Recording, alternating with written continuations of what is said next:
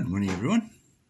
Well, today we celebrate the feast of Saint Pius of Pietrelcina, for those of you who are Italian, I apologize, which is obviously Padre Pio, or what people would mostly know him as. He is a fairly recent saint, having died in 1968, a time when many of us were alive already. A time, yes, when some hadn't. And he was canonized in 2002. So a relatively recent saint, so much so that we're able to have actual photographs of him. A lot of the saints that we have, obviously, they're just images and pictures, or paintings rather, of people. But Padre Pio, we have actual evidence, and we know of his life and the way in which he existed.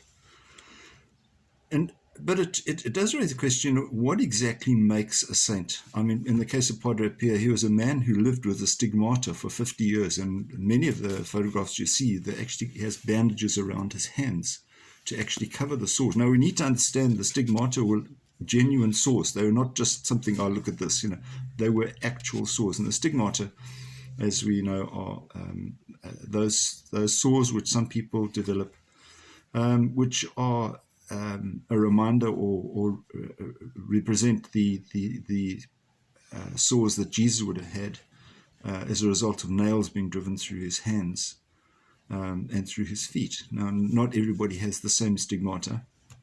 Some may have just one of them. In the case of Padre Pio, he obviously clearly had those sores on both his hands, and quite significant for 50 years. And they would have been sore, very sore, painful. And yet he carried on with a cheerful disposition. He was such a holy man. There were times when he was alleged to have appeared to people in two different places in time simultaneously. Sometimes we find, oh, it'd be nice if we could all bilocate sometimes, be in different places and get many more things done than just on our own.